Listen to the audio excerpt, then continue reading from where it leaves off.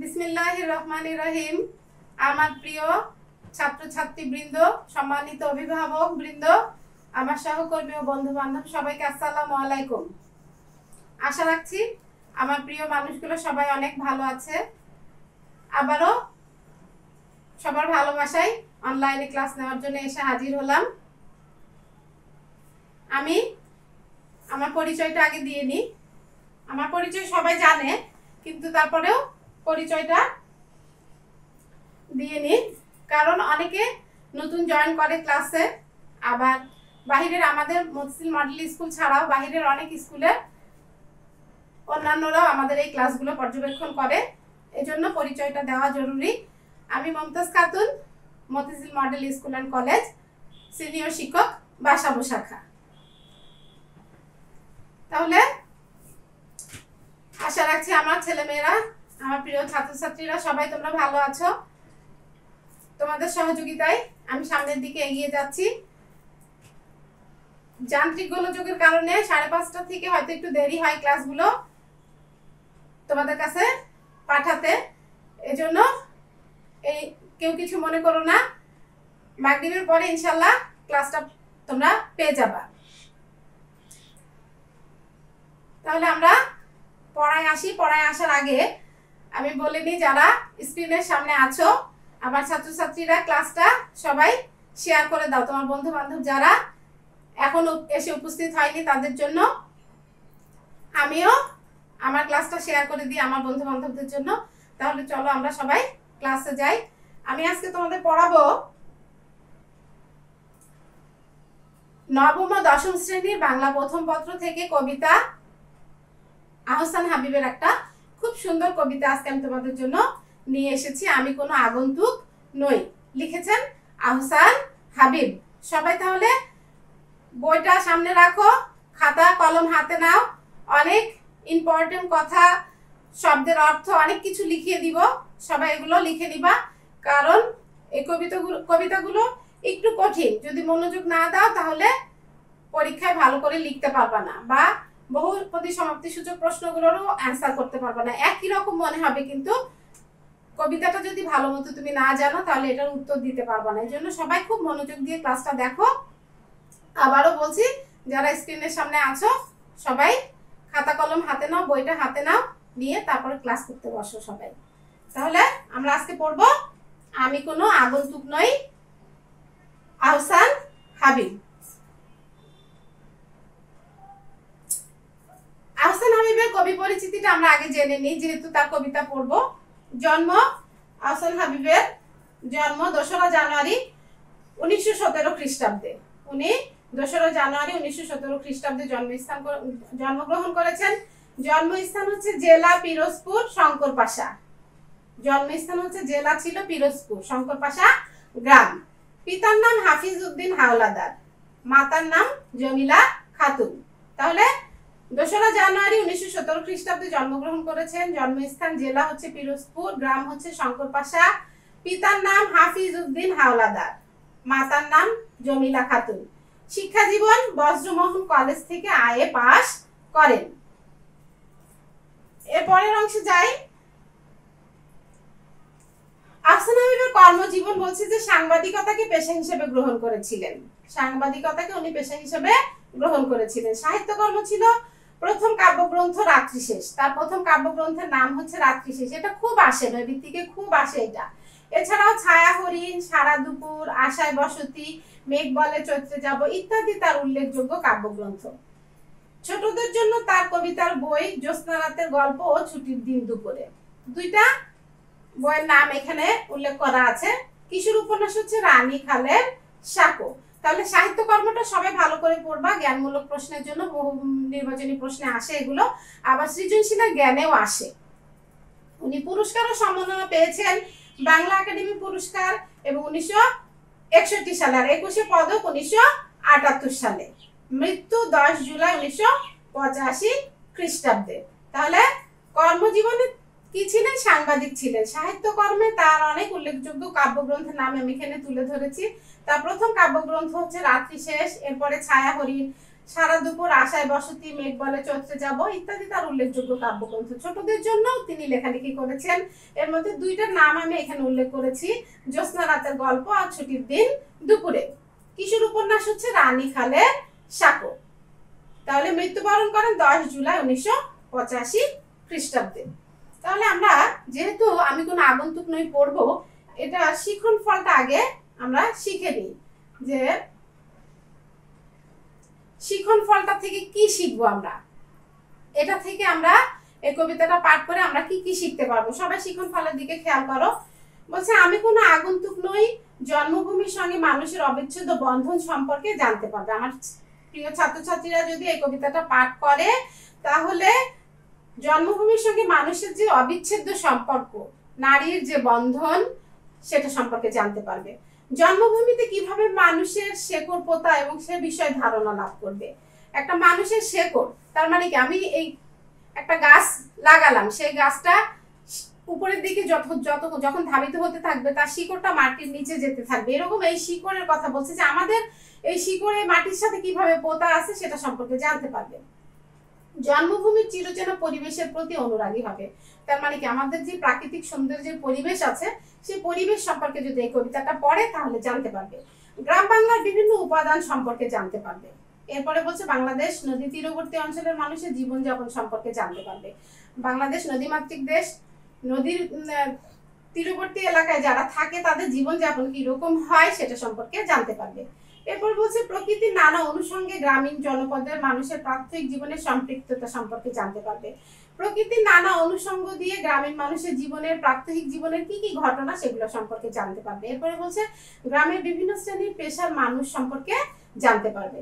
তাহলে শিখন ফলটা ভালো করে শিখবা। শিখন ফল আমাদের জন্য খুব জরুরি। এখানে যে বিষয়গুলো আমি তুলে ধরেছি, উদ্দীপকগুলো এই বিষয়ের উপরেই হবে। সৃজনশীলের উদ্দীপকগুলো এই বিষয়ের উপর ভিত্তি করেই হবে। এই জন্য এটা যদি তোমরা ভালো করে পড়ো তাহলে ইনশাল্লাহ বুঝতে পারবা যে উদ্দীপকে কি কি টাইপের কাহিনীগুলো তুলে ধরেছে, তাহলে ওইভাবে তুমি লিখে ফেলতে পারবা। আর আমি কবিতাটা খুব সুন্দর করে অল্প অল্প কবিতার লাইন দিয়ে কবিতাগুলো বিশ্লেষণ করে দিয়েছি। কঠিন শব্দের অর্থগুলো তোমরা দেখতে পাবা আস্তে আস্তে। কঠিন শব্দের অর্থগুলো আমি বিশ্লেষণ করে দিয়েছি। তো আমরা কবিতাটা বিশ্লেষণে যাওয়ার আগে আমরা চলো কবিতাটার আবৃত্তি শুনে নিই। একটু চেষ্টা করেছি তোমাদের জন্য আবৃত্তি করতে, জানি না কেমন হয়েছে। সবাই আবৃত্তিটা শোনো, এরপর আবার আমরা ক্লাসে বিশ্লেষণে, কবিতার বিশ্লেষণে ফিরে আসি। আমি কোনো আগন্তুক নই, আহসান হাবিব। আসমানের তারা সাক্ষী, সাক্ষী এই জমিনের ফুল, এই নিশি রাত বাঁশবাগান, বিস্তর জোনাকি সাক্ষী, সাক্ষী এই জারুল জামরুল, সাক্ষী পুবের পুকুর, তার ঝাঁকড়া ডুমুরের ডালে স্থির দৃষ্টি। মাছরাঙা আমাকে চেনে, আমি কোনো অভ্যাগত নই, খোদার কসম আমি ভিনদেশি পথিক নই। আমি কোনো আগন্তুক নই, আমি কোনো আগন্তুক নই। আমি ছিলাম এখানে, আমি সাপনিক নিয়মে এখানেই থাকি, আর এখানে থাকার নাম সর্বত্রই থাকা, সারা দেশে। আমি কোনো আগন্তুক নই।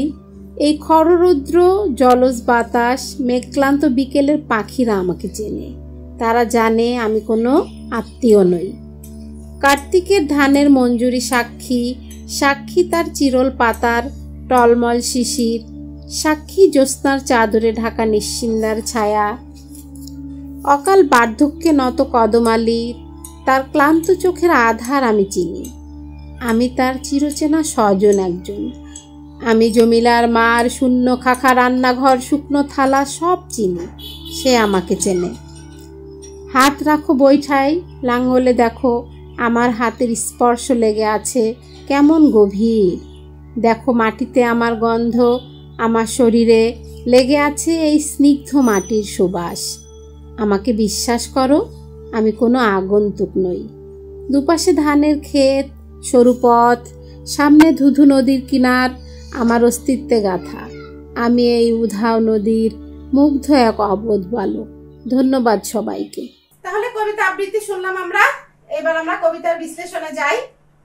কবিতার লাইনগুলো আমি আগে পড়ে তারপরে বিশ্লেষণ করব। সবাই মনোযোগ দিয়ে এই কবিতার লাইনগুলো শুনবা, তাহলে কি হবে, বিশ্লেষণটা তুমি বুঝতে পারবা। লাইনগুলো সম্পর্কে যদি তোমার ধারণা না থাকে বিশ্লেষণটা বুঝতে পারবা না। তাহলে আমরা কবিতা লাইনের দিকে খেয়াল করি। বলছে আসমানের তারা সাক্ষী। আসমান অর্থ কি? আকাশ। এই সাক্ষী ক্ষীয় ক প্লাস পেট কাটা মধ্যে যুক্তাক্ষর দিয়ে এই সাক্ষী কি? নিজ চোখে দেখা রাজ সাক্ষী, যে সেই সাক্ষীর কথা বলছে। তাহলে কবি প্রথমেই কি বলেছে? যে আসমানের তারা সাক্ষী। কবি আসমানের তারাকে সাক্ষী করছে। সাক্ষী এই জমিনের ফুল। এই যে জমিন, জমিন অর্থ কি? এই মাটি, এই জমিকে বোঝাচ্ছে। এই মাটিকে সাক্ষী করছে। মাটির যে ফুল, সেই ফুলকে সাক্ষী করছে। এই নিশি রাত বাঁশ বাগান বিস্তর জোনাকি সাক্ষী। নিশি রাত, অন্ধকার রাত, বাঁশ বাগান, জোনাকির যে আলো জলে নেভে সেই জোনাকি পোকা। হ্যাঁ, তারপরে বলছে সাক্ষী জারুল জামরুল সাক্ষী। জারুল জামরুল কি? এক ধরনের গাছ, যেটা আমাদের বনভূমি অর্থে এখানে ব্যবহার করা হয়েছে। পূবের পুকুর তার ঝাঁকড়া ডুমুরের ডালে স্থির দৃষ্টি। পূব দিকে পুকুর, পুকুরের পাড়ে কি আছে? ঝাঁকড়া ডুমুর গাছ আছে, এবং সেই ডুমুর গাছে স্থির দৃষ্টি মেলে কে থাকে? মাছরাঙা, এক ধরনের পাখি যে মাছ শিকার করে খায়, শিকারী পাখি। মাছরাঙা আমাকে চেনে, আমি কোনো অভ্যাগত নই। অভ্যাগত মানে কি? নিমন্ত্রিত কোনো অতিথি না, আমি এই দেশেরই একজন মানুষ। খোদার কসম আমি ভিনদেশী পথিক নই, আমি কোনো আগন্তুক নই। তাহলে এই যে বললাম যে আমি কোনো আগন্তুক নই, কবিতার নাম আমি কোনো আগন্তুক নই। আগন্তুক অর্থ কি? নিমন্ত্রিত অতিথি না, আমি এই দেশেরই একজন, সেটা বোঝাচ্ছে কবি। তাহলে দেখো আমরা এখানে আগে আসমান অর্থ বলে দিলাম, সাক্ষী অর্থ বলে দিলাম, জমিন অর্থ বলে দিলাম। হ্যাঁ, বিস্তর অর্থ কি? বিস্তর অর্থ অনেক। জারুল জামরুল এক ধরনের গাছ, যেটা বনভূমি অর্থে এখানে ব্যবহার করা হয়েছে। মাছরাঙা কি? এক ধরনের পাখি, শিকারী পাখি। অভ্যাগত মানে কি? বলছে যে এই দেশের আমি একজন, বাহিরের কেউ না। অভ্যাগত ভিনদেশী না, আমি এই দেশের একজন। সৃষ্টিকর্তা আল্লাহকে কসম করে বলছে যে খোদার কসম আমি ভিনদেশী পথিক নই, আমি কোনো আগন্তুক নই। আগন্তুক মানে নিমন্ত্রিত অতিথি। কবি বলছে আমি নিমন্ত্রিত কোনো অতিথি না, আমি এই দেশেরই একজন মানুষ। এই লাইনগুলো সম্পর্কে আমি এখন বিশ্লেষণ তোমাদেরকে দিয়ে দিচ্ছি। এই বিশ্লেষণগুলো দেওয়ার কারণ হচ্ছে ক্লাসে এইভাবে আমাদের বিশ্লেষণগুলো আমরা বাচ্চাদের দিয়ে দিই, জানো ওরা পরীক্ষার সময় খুব সুন্দর করে সৃজনশীল প্রশ্নের উত্তরগুলো দিতে পারে। এখন যেহেতু আমরা অনলাইনে ক্লাস নিচ্ছি, ক্লাসে তোমাদেরকে পাচ্ছি না, তোমাদের সাথে সামনাসামনি কথা হচ্ছে না, অনলাইনের মাধ্যমেই কথা হচ্ছে। আমি জানি না তোমরা কতটুকু কাজগুলো করছো বাসায়। আমরা এত কষ্ট করে তোমাদের সামনে এগুলো কষ্ট করে লিখে তারপর উপস্থাপন করছি। আমি আশা করছি আমার ছেলে মেয়েরা অনেক লক্ষ্মী, সবাই এগুলো ভালো করে শিখবে। কারণ এসএসসি পরীক্ষায় ভালো রেজাল্ট করতে গেলে বাংলা ভালো করে পড়া লাগবে। বাংলাতে জিপিএ 5 সবার কাটা যায়। সবাই বলে বাংলা ভালো করে কেউ পড়ায় না, কেউ পড়ে না। এত সুন্দর করে পড়িয়ে দেওয়ার পরেও যদি আমার ছেলে মেয়েরা যদি এ প্লাস না পায়, আমারই কষ্ট লাগবে। এই জন্য আমি বিশ্লেষণ সহ এখানে দিয়ে দিয়েছি, যেন প্রশ্নের উত্তরগুলো সবাই খুব সুন্দর করে দিতে পারে। তাহলে আমি যে লাইনগুলো আলোচনা করেছি, এটার বিশ্লেষণ এখানে বলছি কবির জন্ম, বড় হয় এবং প্রাকৃতিক পরিবেশের সঙ্গে। কবি যে দেশে জন্মগ্রহণ করেছে, বড় হয়েছে কিসের সাথে? এই প্রাকৃতিক পরিবেশের সাথে। এখানে কি দেখানো হয়েছে? রাতের আকাশ, আকাশের তারা, বাঁশ বাগান, নিঝুম বাঁশঝাড়, তাই তো, বাঁশের বাগান। তারপর বলতেছে অসংখ্য জোনাকি কি করছে? আলো জ্বালিয়ে ঘুরে বেড়াচ্ছে। এরপর জারুল জামরুল গাছ চুপচাপ দাঁড়িয়ে আছে। তাহলে কি? বনভূমি অর্থে এখানে ব্যবহার করা হয়েছে। কবি বলছে যে এদের সবার সঙ্গে আমার খুব পরিচয়, আমি এদের সবাইকে খুব চিনি, আমি ভিনদেশী না, আমি এই বাংলার একজন মানুষ, আমি নিমন্ত্রিত কোনো অতিথি না। তাহলে আমরা প্রথম যে লাইনগুলো পড়লাম, এই লাইনের বিশ্লেষণটা আমি দিয়ে দিলাম। এর পরের লাইনে যাই আমরা। বলছে যে আমি কোনো আগন্তুক নই, আমি ছিলাম এখানে, আমি সাপনিক নিয়মে এখানে থাকি, আর এখানে থাকার নাম সর্বত্রই থাকা, সারা দেশে।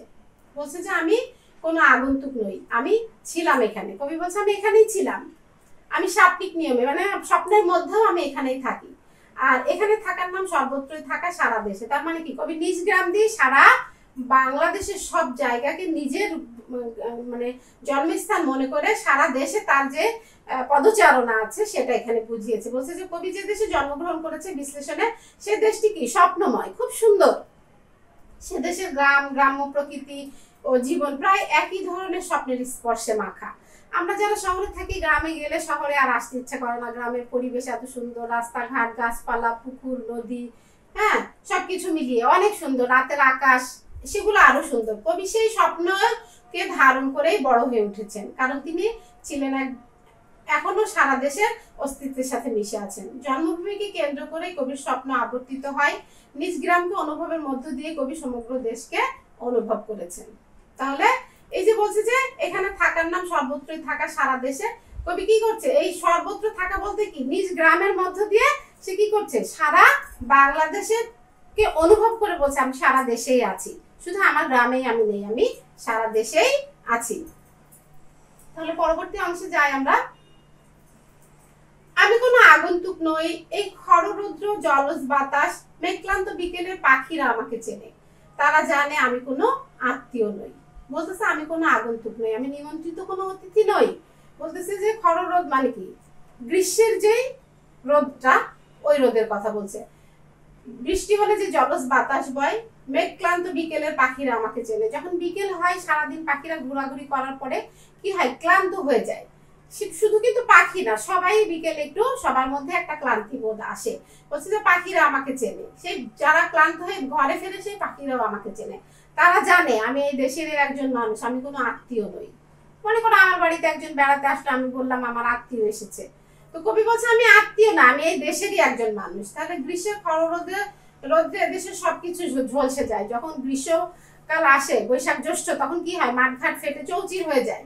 আবার বর্ষার সময় কি হয়, জলজ বাতাস বয় এবং কি হয়, সবকিছু ভিজিয়ে দিয়ে পরিবেশটাকে খুব অপূর্ব সুন্দর করে দেয়। আকাশে মেঘ জমে, ক্লান্ত পাখিরা উড়ে যায় নীড়ে। ঋতুর পরিবর্তনে প্রকৃতিতে নানা পরিবর্তন সাধিত হয়।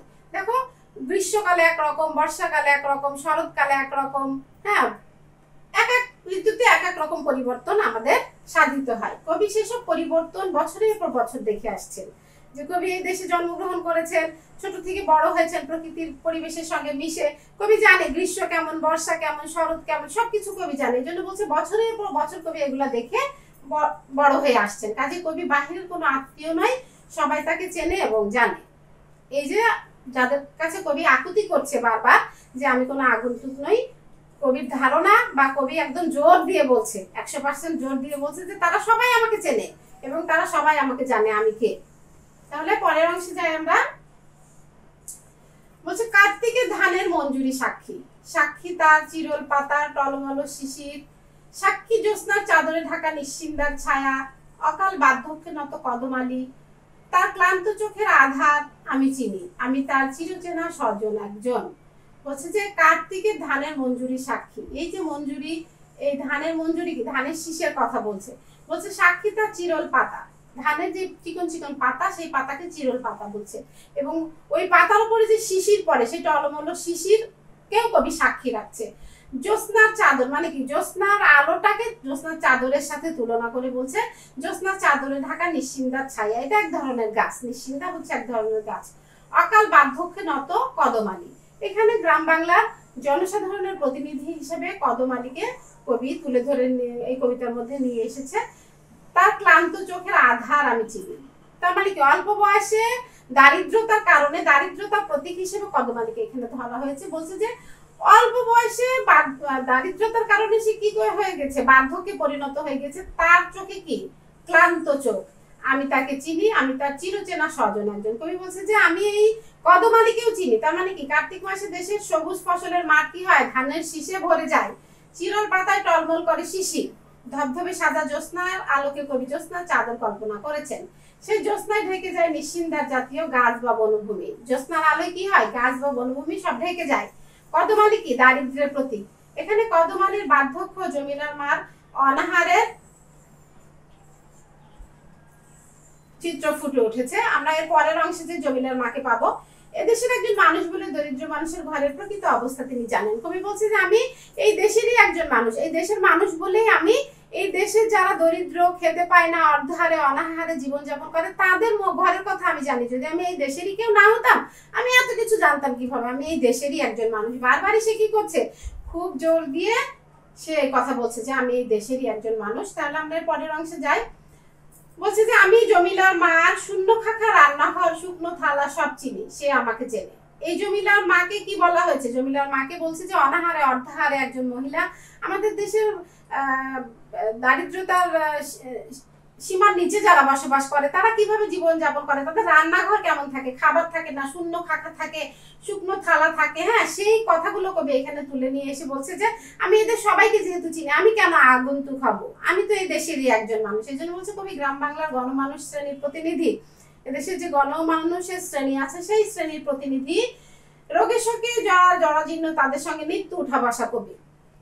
কবি তাদের একজন চিরচেনা আপনজন, স্বজনহীন, কর্মহীন, অভাবী, অসহায় মানুষদের সাথে কবির অত্যন্ত নিবিড় ও গভীর সম্পর্ক। তার মানে কি, যারা স্বজন হারা, যাদের কাজ নেই, কর্মহীন, যারা অভাবী, অসহায়, কবি তাদের খুব আপনজন, তাদের খুব আপনজন, খুব নিবিড় গভীর সম্পর্ক তাদের সাথে কবি। তাহলে জমিলা মা আর কদম আলী এখানে কি দারিদ্রতার প্রতীক, অর্ধাহারে অনাহারে যারা জীবনযাপন করে। এরপরে বলছে হাত রাখো বৈঠায় নাঙ্গলে, দেখো আমার হাতের স্পর্শ লেগে আছে কেমন গভীর, দেখো মাটিতে আমার গন্ধ, আমার শরীরে লেগে আছে স্নিগ্ধ মাটির সুবাস, আমাকে বিশ্বাস করো আমি কোনো আগন্তুক নই। বলতেছে যে আমরা যে বাংলাদেশ কৃষি প্রধান দেশ, আমরা লাঙল দিয়ে জমি চাষ করি, লাঙলে যে হাত রাখো বৈঠাই, হ্যাঁ লাঙ্গলে, বৈঠা কি আমরা নৌকা যে বাই সেই বৈঠা, এবং লাঙ্গলে হাত রাখতে বলছে, হাত রেখে দেখো ওইখানে আমার হাতের স্পর্শ লেগে আছে। কবি বলছে যে ওই হাতের ওইখানে ওই জিনিসগুলোতে আমার হাতের স্পর্শ লেগে আছে, তুমি হাত দিলেই সেটা বুঝতে পারবা। দেখো মাটিতে আমার গন্ধ, এই যে বাংলাদেশের মাটি, এই মাটিতে আমার গন্ধ লেগে আছে, আমার শরীরে লেগে আছে স্নিগ্ধ মাটির সুবাস। কবি বলছে আমার শরীরের মধ্যে কি লেগে আছে, এই বাংলাদেশের মাটির গন্ধ সুবাস লেগে আছে, আমাকে বিশ্বাস করো আমি কোনো আগন্তুক নেই। আবারও সেই একই কথা বলছে যে আমাকে বিশ্বাস করো আমি বাহিরের কেউ না, আমি নিমন্ত্রিত কোনো অতিথি না, আমি এই দেশে জন্মগ্রহণ করেছি, এই দেশেরই একজন মানুষ, আমাকে বিশ্বাস করো আমি কোনো আগন্তুক নই। বাংলাদেশ নদীমাতৃক দেশ, তাই তো, নদীমাতৃক দেশের নৌকার প্রচলন বহুকাল থেকে, এই নৌকা নিয়ে যাতায়াত করে কিন্তু আমাদের দেশের অনেক মানুষ আজও, এবং এই নৌকা দিয়ে আমাদের অনেক মাল এদিক থেকে ওদিক আনা নেওয়া করা হয়। অনেক মানুষ এখনো নৌকা চালায়, মাছ ধরে, পণ্য আনা নেওয়া করে। এদেশের অধিকাংশ মানুষ কৃষিজীবী, বাংলাদেশ কৃষি প্রধান দেশ আমি বলেছি, কৃষিজীবী, তারা নাঙ্গল দিয়ে জমি চাষ করে। কবি কি বলছে, এই যে নাঙ্গলের হাতে রাখো বৈঠায় নাঙ্গলে, এই দুইটা জিনিস আর দেখো আমার হাতের স্পর্শ লেগে আছে, তার মানে কি আমি বৈঠা বেয়েছি, নৌকা চালিয়েছি, আমি কৃষি কাজ করেছি নাঙ্গল দিয়ে। এদেশের অধিকাংশ মানুষ কৃষিজীবী, তারা নাঙ্গল দিয়ে জমি চাষ করে। কবি অনুভব করেন যে নাঙ্গল জমিতে ফসল ফলায়, যে বৈঠা দিয়ে নৌকা চালানো হয় সেগুলোতে আমার হাতের স্পর্শ লেগে আছে, কবির হাতের স্পর্শ ওগুলোর মধ্যে লেগে আছে। কাজেই তিনি কারো অচেনা নন, এদেশের মাটির সঙ্গে কবির নিবিড় সম্পর্ক। কবি বলছে যে আমি কারোর অচেনা কেউ না, এদেশের মাটির সাথে আমার খুব গভীর সম্পর্ক। তিনি জন্মেছেন এদেশের মাটিতে এবং খেলে বড় হয়েছেন এদেশের মাটিতে। বলছে যে আমি এদেশেই জন্মগ্রহণ করেছি এবং এদেশের মাটিতে, এদেশের প্রকৃতির সাথে খেলাধুলা করে আমি বড় হয়েছি। মাটির স্নিগ্ধ সুবাস এখন আমার শরীরে লেগে আছে, মাটির যে গন্ধ, বৃষ্টি হলে দেখবে একটা সুন্দর গন্ধ বের হয় মাটি দিয়ে। কবি বলছে মাটির যে স্নিগ্ধ সুবাস দেখো আমার শরীরে সেটা লেগে আছে। তিনি এদেশের চিরচেনা, মাটি থেকে কখনো বিচ্ছিন্ন হতে পারবেন না। বলতেছেন যে এদেশের যে মাটি, এই মাটি থেকে আমি কখনো বিচ্ছিন্ন হতে পারবো না, কারণ তিনি আগন্তুক নন, তিনি এদেশেরই একজন অতি আপনজন। কবি কি এদেশেরই একজন অতি আপনজন। তাহলে এই অর্থগুলো আমরা বুঝে নিলাম। এরপরে পরের অংশে যাই। বলছে দুপাশে ধানের ক্ষেত, সরু পথ, সামনে ধুধু নদীর কিনার, আমার অস্তিত্বে গাথা, আমি উধাও নদীর মুগ্ধ এক অবোধ বালক। গ্রামীণ পরিবেশের বর্ণনা দিয়ে শেষে কি বলছে যে দুপাশে ধানের ক্ষেত। আমরা যখন গ্রামীণ পরিবেশে যাই, মাঠে যাই, দেখি ধান ক্ষেত, ধান ক্ষেতের মধ্যে দিয়ে সরু চিকন আল আছে, যেটাকে আলপথ বলে। হ্যাঁ, ওই ধানের ক্ষেতে সরু পথ, তারপরে ওই পথ দিয়ে যেতে যেতে আমরা কি দেখতে পাই, সুন্দর একটা নদী দেখতে পাই, সামনে ধুধু নদীর কিনার। ওই কিনারে যে কি দেখছে, আমি আমার অস্তিত্বে গাথা, ওই নদীর কিনারটা কি আমার একদম আত্মার সাথে গেঁথে আছে। আমি উধাও নদীর কুল নাই কিনার নাই, গান শুনেছি না, নদীর কুল নাই কিনার নাই, মানে কোথা থেকে শুরু কোথায় এসে শেষ এটা মানুষ বুঝতেই পারে না, বলতেই পারে না। এই জন্য বলছে এই উধাও নদীর মুগ্ধ এক অবোধ বালক। তার মানে কি, এই যে নদীমাতৃক বাংলাদেশ, এই নদীমাতৃক বাংলাদেশের যে সৌন্দর্য, সেই সৌন্দর্যেও কবি মুগ্ধ, সেই নদীর সাথেও কবির পরিচিতি। বাংলাদেশ কৃষি প্রধান দেশ, এবং এই কৃষি প্রধান দেশে ধানের যে ক্ষেত, ওই ক্ষেতের সাথে কবির পরিচিতি।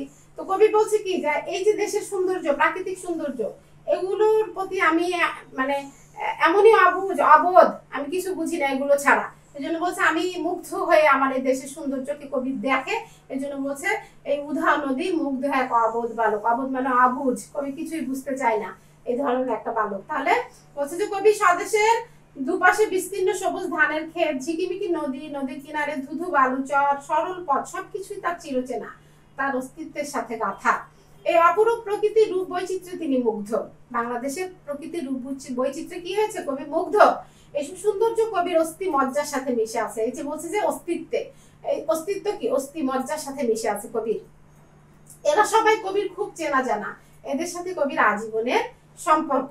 কবি কি বলছে? বারবারই একই কথা বলছে যে সবাইকে সাক্ষী করছে, এদেশের প্রাকৃতিক সৌন্দর্য সবকিছু কবি বারবার সাক্ষী করছে, করে বলছে যে আমি এই দেশেরই একজন, আমি কোনো নিমন্ত্রিত অতিথি নই, আমি কোনো অভ্যাগত নই।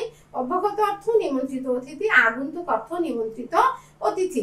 বারবারই একই কথা বলছে, বিভিন্ন অনুষঙ্গের বর্ণনা দিচ্ছে, প্রাকৃতিক সৌন্দর্যের বর্ণনা দিচ্ছে, সবকিছুর বর্ণনা দিয়ে বলছে যে আমি এই দেশেরই একজন মানুষ। তাহলে আমরা এর পরের অংশে যাই। দেখো আমি শব্দার্থ দিয়েছি, খুব ইম্পর্টেন্ট শব্দার্থগুলো, শব্দের অর্থ সহ লিখে দিয়েছি। এগুলো জ্ঞানমূলক প্রশ্নের জন্য পড়বা, এগুলো সৃজনশীলের জ্ঞানও আসতে পারে বা বহু নির্বাচনী যে 30 মার্কের পরীক্ষা হয় নৈভিত্তিক, ওটার মধ্যেও আসতে পারে। আগন্তুক, অতিথি বা অপরিচিত বা নবাগত ব্যক্তি। কবিতার নাম কি? আমি কোনো আগন্তুক নই। কবি বলছে যে আমি অতিথি বা অপরিচিত বা নবাগত ব্যক্তি নই। এরপর বলছে স্থির, অবিচল, নিশ্চিত বা স্থায়ী। বিস্তার, অনেক বা খুব বা প্রচুর। স্বপ্নিক, স্বপ্নদ্রষ্ট বা কল্পনাকারী। ক্লান্ত, অতিশয় শান্ত বা অবসন্ন। চিরল অর্থ চিকন বা মিহি। অকাল অর্থ অসহায় বা অসময় বা দুঃসময়। অকাল, হ্যাঁ। বার্ধক্য অর্থ বৃদ্ধ অবস্থা। চিরচেনা মানে কি? অনন্তকালের জানাশোনা। স্পর্শ অর্থ ছোঁয়া বা সান্নিধ্য বা পরশ। উধাও অর্থ অদৃশ্য বা নিরুদ্দেশ। মুগ্ধ অর্থ কি? বিভোর, আত্মহারা বা বিহবল। অবোধ অর্থ নির্বোধ বা অজ্ঞান বা অবুঝ। এই যে আমি বললাম অবোধ বালক, মুগ্ধ এক অবোধ বালক। মুগ্ধ দিয়ে দিয়েছি না? বিভোর, আত্মহারা বা প্রাকৃতিক যে সৌন্দর্য আমাদের দেশের, এই সৌন্দর্য দেখে কবি কি? আত্মহারা, বিভোর, বিহবল, এবং কবি কি? অবুঝ, কিছুই বুঝতে চায় না। বারবার একই কথা বলে কি? আমি কোনো আগন্তুক নই। এবং কসম অর্থ শপথ বা দোহাই। কবি কি করেছে? কসম করেছে, অনেকবার কসম করেছে, অনেকবার শপথ করেছে, অনেকবার বিভিন্ন অনুষঙ্গের দোহাই দিয়ে বলেছে যে আমি এই দেশেরই একজন মানুষ। তাহলে শব্দার্থগুলো ভালো করে সবাই তুলে নাও। শব্দার্থগুলো আমাদের জ্ঞানমূলক প্রশ্নের জন্য বা সৃজনশীলের যে জ্ঞান আসে এই জ্ঞানের জন্য ইম্পর্টেন্ট। সৃজনশীলের জ্ঞানটা সবাই একটু মনোযোগ দিয়ে শুনে নাও। সৃজনশীলের জ্ঞানটা আসে কবি পরিচিতি, শব্দার্থ, টিকা থেকেই বেশি। দেখা যায় 11টা প্রশ্ন, 11টা প্রশ্নের মধ্যে 7টা 8টা প্রশ্নের জ্ঞানমূলক কিন্তু এই শব্দার্থ, টিকা বা কবি পরিচিতি থেকে চলে আসে। এই জন্য আমরা যখন বাংলা প্রথম পত্রটা পড়াই তখন কবি পরিচিতি এবং শব্দার্থকে এত প্রাধান্য দেই। সবাই এগুলো তুলে নাও, কেউ মিস করো না। এরপর আমরা মূল্যায়নে যাই। আমি উত্তর সহ মূল্যায়নগুলো করে দিয়েছি। এইরকম টাইপের সংক্ষিপ্ত নৈভিত্তিক প্রশ্ন হবে, এরকম টাইপের। বলছে আমি কোনো আগন্তুক নই, কবিতাটির রচয়িতা কে? আহসান হাবীব। এখানে আমি প্রশ্নগুলো ছুড়ে দিয়ে বলতে পারতাম উত্তরগুলো দাও। আসলে পড়াতে যে মোবাইলটা হাতে নিয়ে দেখাও হয় না যে কে ক্লাস দেখছে বা কে কি করছে। আমি কোনো আগন্তুক নই কবিতায় বিস্তর জোনাকি কোথায়? জোনাকি কোথায়? বাঁশবাগানে। কবি আহসান হাবীব অভ্যাগত নন কেন? দেশের চারিপাশে প্রকৃতি কবিকে চেনে বলে। কবি বলছে যে আমি অভ্যাগত নয় কেন? এদেশের প্রকৃতির সবকিছু কবিকে চেনে। আমি ছিলাম এখানে কবিতায়, এই লাইনটা এখানে বলতে কি বোঝানো হয়েছে? স্বদেশকে বোঝানো হয়েছে। এখানে বলতে কাকে বোঝানো হয়েছে? স্বদেশকে বোঝানো হয়েছে। আমি কোনো আগন্তুক নই কবিতাটির সমাপ্তি ঘটেছে কিভাবে? অবোধ বালকের সৌন্দর্য ও মুগ্ধতায়। শেষ লাইন যে বলছে যে কিভাবে শেষ হলো? অবোধ বালকের সৌন্দর্য ও মুগ্ধতায়। জোনাকির সাথে সম্পর্ক রয়েছে কার? অন্ধকারে। স্ক্রিনের দিকে খেয়াল করো। আমরা মূল্যায়ন শেষ করে এবার আসলাম মূল ভাবে।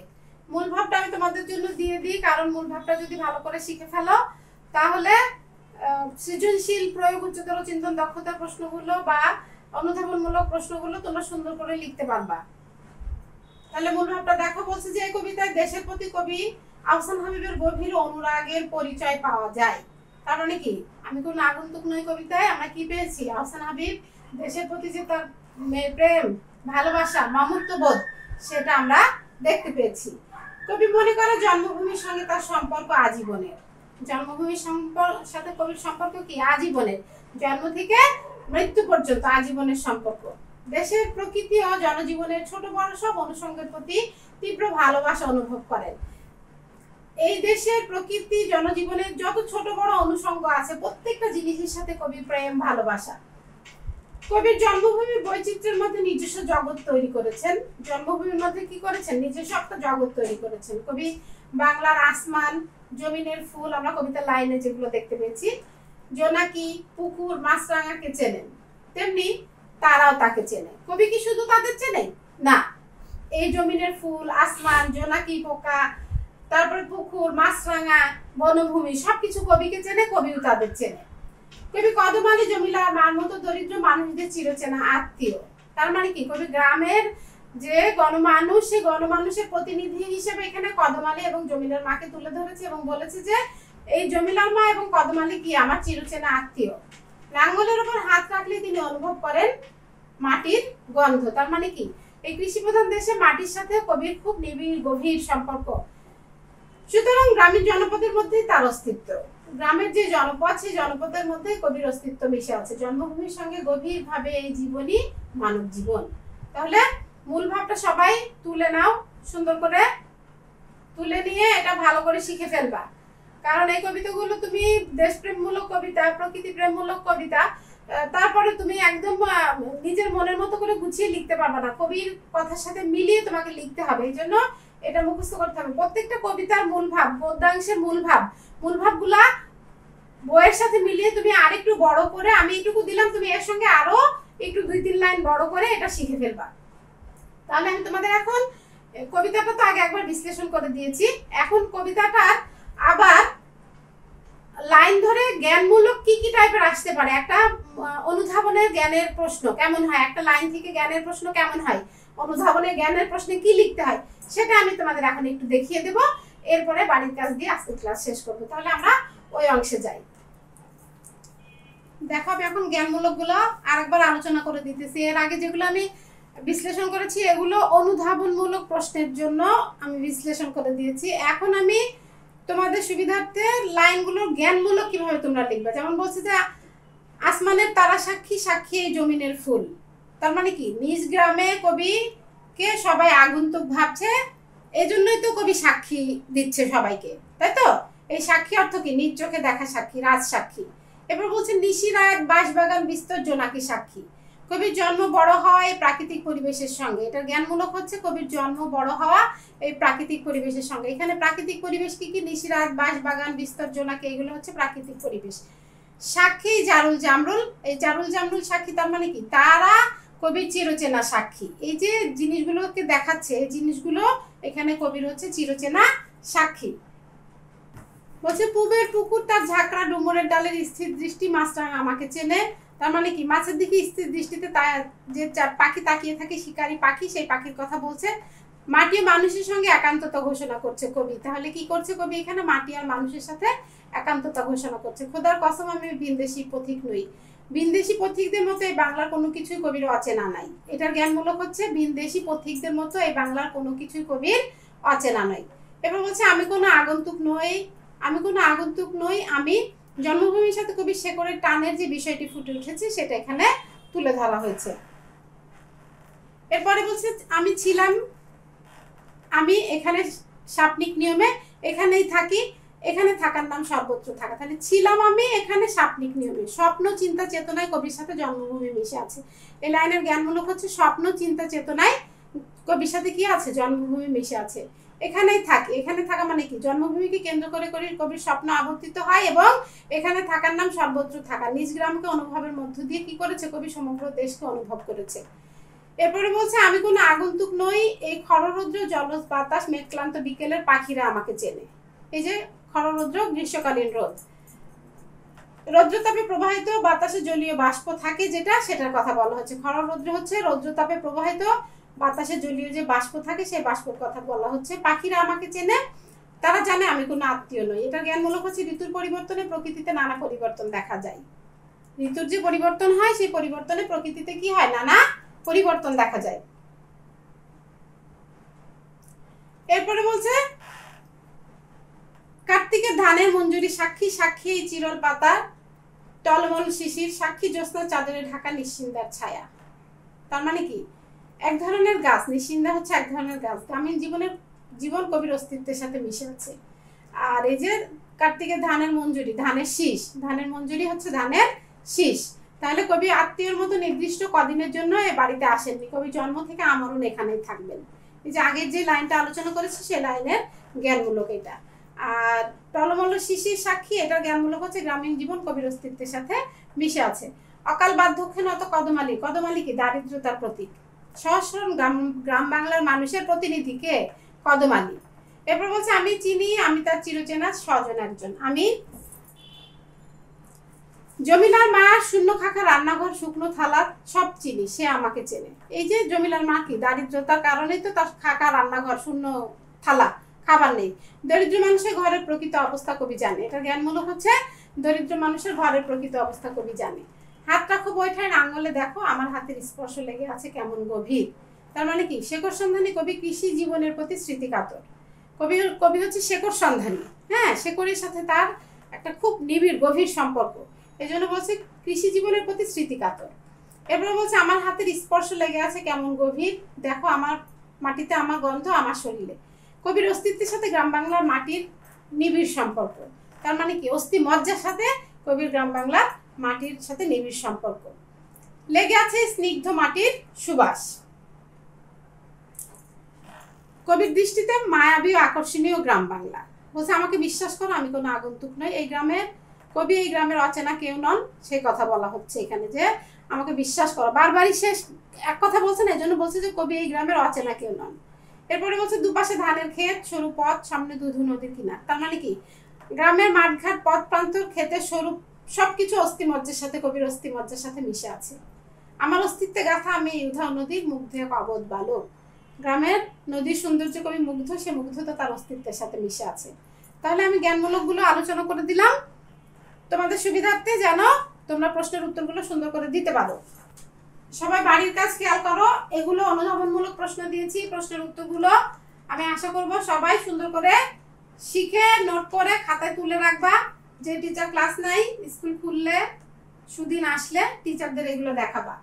বলছে 1 নম্বর প্রশ্নে আমি কোন আগন্তুক নই, কবি এ কথা কেন বলেছেন। 2 নম্বর প্রশ্নে বলছে জমিদার মা, শূন্য খাখা রান্নাঘর শুকনো থালা আমি চিনি, এ কথাটি দ্বারা কবি কি বুঝাতে চেয়েছেন। কবি সর্বত্র থাকা বলতে কি বুঝিয়েছেন। খোদার কসম আমি ভিনদেশী পথিক নই, কবি কেন কসম করেছেন।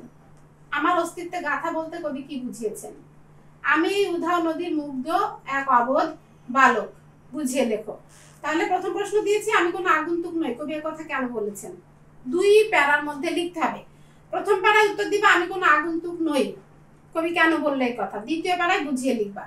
অনুধাবনমূলক প্রশ্ন মানেই কি হবে, 2 প্যারায় লিখতে হবে। প্রথমে প্রশ্নের উত্তর 2 লাইনের মধ্যে, এরপরে 4-5 লাইনের মধ্যে অনুধাবন করতে হবে।